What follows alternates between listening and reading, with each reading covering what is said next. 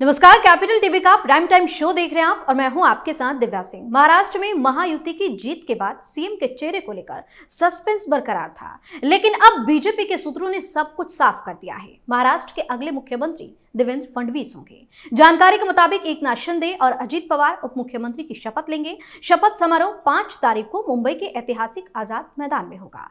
इस बीच फिर से उद्धव ठाकरे ने ईवीएम और वीवीपैट को लेकर बयान दिया है। उनका कहना है कि लोकतंत्र में हर व्यक्ति को यह जानने का अधिकार है कि उनका वोट कहां गया, लेकिन वर्तमान प्रक्रिया में यह स्पष्ट नहीं है।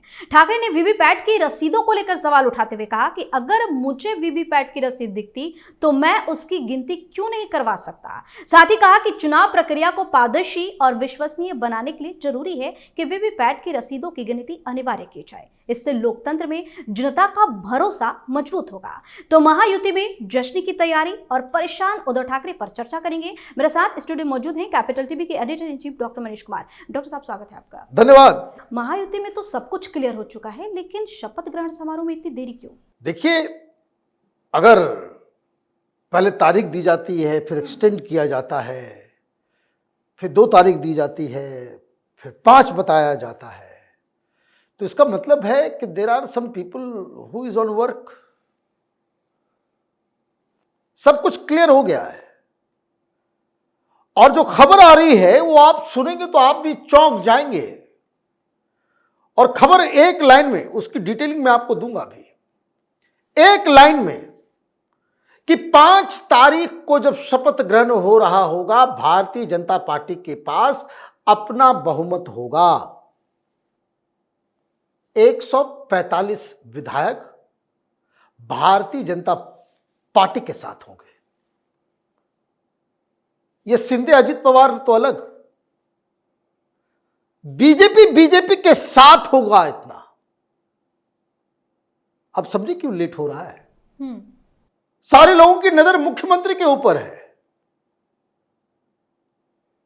बीजेपी की नजर पहले विधानसभा में स्पीकर की कुर्सी के ऊपर। तो राहुल नार्वेकर फिर से बनेंगे स्पीकर। अब सुनते जाइए। और उद्धव ठाकरे का पोल पट्टी में अभी आगे खोलूंगा, क्योंकि वो महाराष्ट्र की राजनीति के एक साइड प्लेयर हो चुके already. Gone with the wind, खत्म, डन एंड डस्टेड, बिल्कुल साइड हीरो। मेन फ्रेम में नहीं है अभी। मेन फ्रेम में क्या है?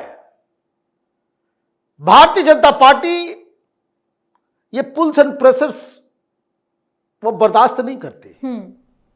ये जो विलंब हो रहा है और जो महाविकास अघाड़ी के अंदर कंफ्यूजन फैला, इसलिए इसे एक्सटेंड किया गया। और जो अफवाह का बाजार गर्म हुआ, उसमें शिंदे ने आग में घी डालने का काम किया। लेकिन भारतीय जनता पार्टी के स्कीम ऑफ थिंग्स में शिंदे साइड में थे। एमवीए में क्या चल रहा है, महाविकास अघाड़ी में क्या चल रहा है, शरद पवार के खेमे में क्या चल रहा है, कांग्रेस पार्टी के खेमे में क्या चल रहा है और उद्धव ठाकरे के खेमे में क्या चल रहा है, उस पर ज्यादा ध्यान था।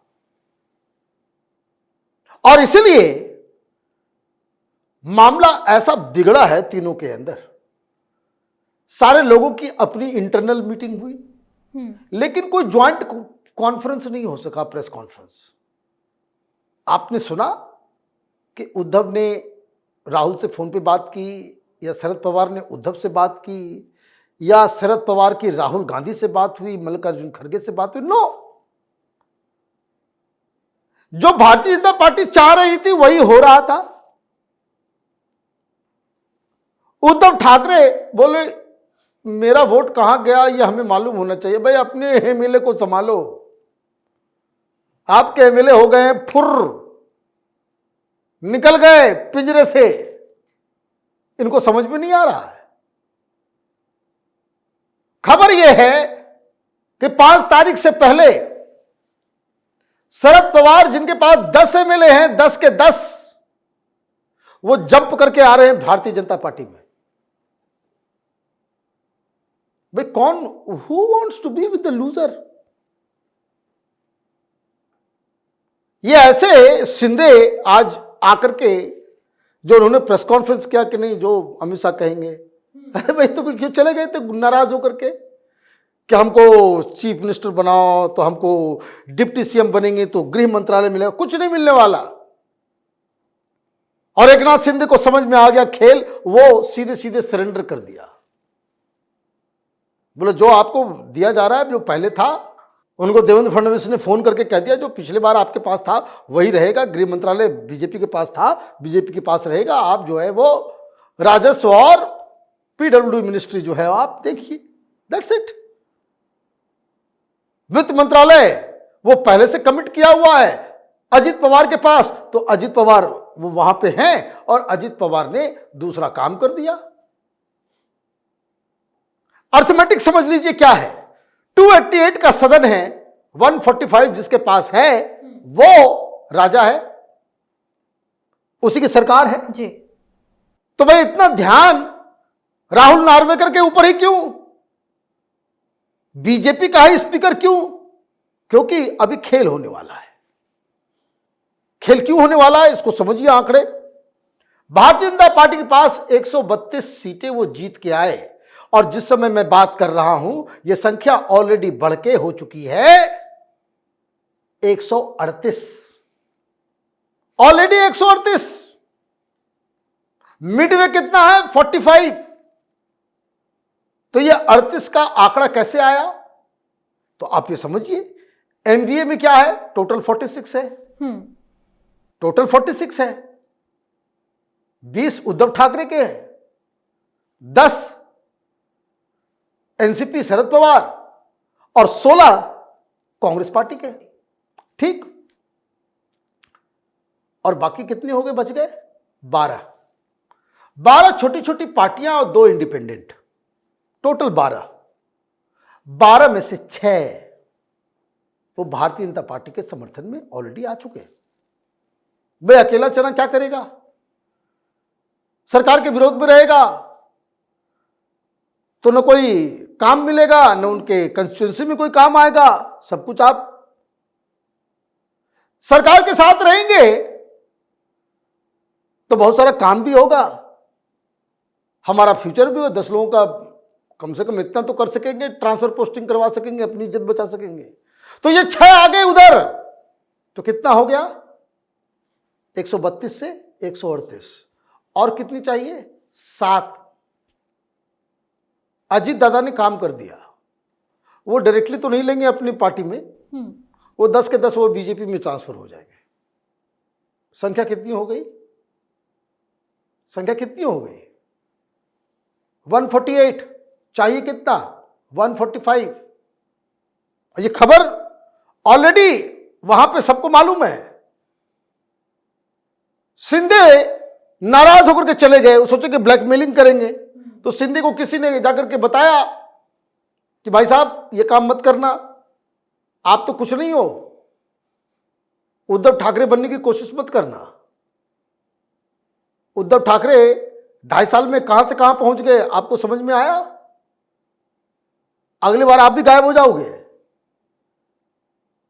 क्योंकि आपको गेम समझ में नहीं आया। आपके ये जो 57 जीत के आए हैं उसमें तो 14 भारतीय जनता पार्टी के लीडर हैं। 14 57 में 14 ऐसे लोग हैं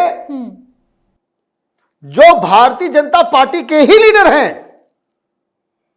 कि चूंकि वो गठबंधन में सीट उधर गया, शिंदे के पास उस तरह के उम्मीदवार नहीं थे, तो बीजेपी के लोगों को ही टिकट दिया। तो 17 तो ये हो गए। जो पुराने लोग थे वहां मामला ये हुआ ना कि शिंदे ने कहा कि भाई मैं मुख्यमंत्री नहीं तो मैं डिप्टी सीएम नहीं बनूंगा, मैं पार्टी को आगे बढ़ाऊंगा, पार्टी के लिए काम करूंगा। बीजेपी ने कहा कि नहीं, ये काम नहीं होगा। हमारे मुख्यमंत्री जो थे देवेंद्र फडणवीस, आपको हमने आपके एक्सपेक्टेशन के बगैर आपने कभी सोचा नहीं था जब पार्टी तोड़ रहे थे कि किसी ने आपको ये नहीं कहा था कि आपको मुख्यमंत्री बनाएंगे? वो तो प्रधानमंत्री मोदी ने आपको बनाया, तो हमारा जो सीएम था वो डिप्टी सीएम बन गया, तो आपको भी डिप्टी सीएम बनना पड़ेगा। उन्होंने कहा कि नहीं, मैं तो नहीं बन पाऊंगा। तो पहला जो डिफरेंस जो है वहीं पे आया। लेकिन फिर उसने कहा कि बीजेपी ने पूछा कि फिर बताओ भाई कौन बनेगा? तो एकनाथ शिंदे ने कह दिया कि मेरा बेटा बनेगा, श्रीकांत शिंदे। बीजेपी ने सीधे फुल स्टॉप कह दिया, बोले नो, इस पे तो कोई बातचीत ही नहीं होगी। और ये जब खबर मिली एकनाथ शिंदे की पार्टी के अंदर, तो बेचैनी बढ़ गई। बोले ये क्या, एक उद्धव से पिंड हमने छुटाया, ये दूसरा उद्धव बनेगा, ये पारिवारिक पार्टी बनाना चाह रहा है। तो भारतीय जनता पार्टी ने वीटो लगाया कि ना, ये तो नहीं होगा, किसी और का नाम दीजिए। फिर उन्होंने कहा सोच के बताएंगे। तो वो दिल्ली से वापस मुंबई आए, तो सोच के क्या बताया, तो बेटे का नाम। तो उन्होंने कहा कि नहीं, आपको तो दूसरा नाम देना होगा। तो जब दूसरा नाम देना होगा, तो शिंदे ने कहा कि भाई मैं ही बन जाऊंगा, लेकिन मैं बन जाऊंगा, लेकिन मुझे गृह मंत्रालय चाहिए। अब ये सारी चीजों की वजह से क्या हुआ, शिंदे की पार्टी के अंदर जो पिछली बार भाई सारे लोग टोटल 40 आए लौट के उद्धव ठाकरे से बट के, तो बहुत सारे लोगों को आपने मंत्री तो बनाया, बहुत सारे लोग नहीं बन पाए। उसमें कुछ मंत्री हार गए, बहुत सारे जीत के आए। अब वो ये कह रहे हैं कि अब हमारा नंबर आ गया है, हमको बनाओ, और नहीं बनाओगे तो ये जो 15 के आसपास बीजेपी के लीडर ऑलरेडी अंदर है, और ये जो नाराज गैंग जो है, ये तो शिंदे की पार्टी वैसे ही टूट जाएगी। कहां संख्या पहुंच जाएगा बीजेपी का, किसी की जरूरत है? और ये सब करने की आवश्यकता नहीं है, क्योंकि अजित पवार रॉक सॉलिड खड़े हैं साथ में। संख्या तो चाहिए 145 ही, 138 ऑलरेडी हो गए, और एनसीपी का 41 साथ में है। तो शिंदे क्या करेंगे? शिंदे क्या करेंगे? उनके पास कोई ऑप्शन है? कोई ऑप्शन नहीं बचा। आप अचानक से भूल गए कि आप किसके साथ डील कर रहे हो। अमित शाह मीडिया में आजकल कम आ रहे हैं, इसका मतलब ये थोड़ी कि वो घर में बैठ करके वो माला जप रहे हैं। इसलिए मैंने कहा कि एक तो नजर उद्धव ठाकरे पे आ जाओ। भाई किसी की हिम्मत पड़ रही है कि उद्धव ठाकरे के सामने मीटिंग के लिए बैठा हुआ एमएलए वो कह रहा है कि भाई साहब, आपके चक्कर में हम लोग हार गए, या कांग्रेस पार्टी से दूर जाना है। ये आइडियोलॉजिकल सवाल खड़ा हो गया है, और ये लोग कह रहे हैं कि भाई आप ये फैसला फौरन लीजिए, कांग्रेस से बाहर निकलिए। उद्धव ठाकरे, संजय राउत और उनके सलाहकार कह रहे हैं कि नहीं, अकेले पड़ जाएंगे, बीजेपी से लड़ना है तो कांग्रेस और इस लोगों के साथ इन्हीं भीड़ में जो है पीछे पीछे हम लोग रहेंगे। और वो पीछे पीछे रहेंगे तो पीछे से इनके एमएलए जो है वो टूट के निकल लेंगे। यही खबर है। कई सारे उद्धव ठाकरे गुट के एमएलए ऑलरेडी फोन कर चुके कि भाई साहब ध्यान रखिएगा हमारे ऊपर। इन कांग्रेसियों के चक्कर में उद्धव ठाकरे ने सब कुछ बर्बाद कर दिया। और दिक्कत क्या है कि ये शिवसेना छोड़ के वो शिंदे गुट में नहीं जा रहे, ये जा रहे हैं कहां? ये जा रहे हैं भारतीय जनता पार्टी बीजेपी। तो एनसीपी भी टूट रहा है, ये भी टूट रहा है। कांग्रेस वाले भी बड़े कंफ्यूज्ड हैं। और ये खबर इसलिए ज्यादा मजबूती से सामने आया कि जब ये मालूम चला कि सीडब्ल्यूसी की बैठक में दिल्ली में महाराष्ट्र के लोगों के ऊपर ही ठीकरा फोड़ दिया गया कि तुम लोगों की वजह से हारे। तो कांग्रेस वाले बोल रहे हैं भाई हमने कहा था गठबंधन बनाने के लिए, हमने कहा था गठबंधन बनाने के लिए शिवसेना के साथ। तो ये सारी चीजें हो गई। तो आप ये देखिए कि टोटल कहानी ये बन के आ रही है कि महाराष्ट्र के ऊपर भारतीय जनता पार्टी ने पूरी तरह से चीजों को अपने ग्रिप में ले लिया है। आप भारतीय जनता पार्टी के साथ हो तो सत्ता में रहोगे, नहीं तो आप शिंदे हो या अजित पवार हो या कोई भी हो, देवेंद्र फडणवीस मुख्यमंत्री बनेंगे, डंक की चोट पे बनेंगे, गृह मंत्रालय भी उनके पास होगा, ये सारी चीजें। उद्धव ठाकरे बार बार ईवीएम का रोना क्यों रो रहे हैं? हाँ, आपने सही किया, जाते जाते ये सवाल पूछ लिया। उद्धव ठाकरे ने क्या कहा था कि 450 जगहों से कंप्लेन आया है। तो कानून क्या कहता है? कानून ये कहता है कि 7 दिन के अंदर आप कंप्लेन कर सकते हैं। ये वीवीपैट की जिसकी वो चर्चा कर रहे हैं कि उसको रिकाउंट करवा सकते हैं। हर वीवीपैट की रिकाउंटिंग के लिए 41,000 रुपया जमा करना होगा। 450 पोलिंग बूथ का इन्होंने नाम लिया था और 450 पोलिंग बूथ में से एक भी पोलिंग बूथ की औपचारिक ऑफिशियल कंप्लेंट ईसी में शिवसेना ने नहीं किया। भाई आपने पब्लिक को बेवकूफ समझ रखा है। ईवीएम सिर्फ प्रेस कॉन्फ्रेंस के लिए है।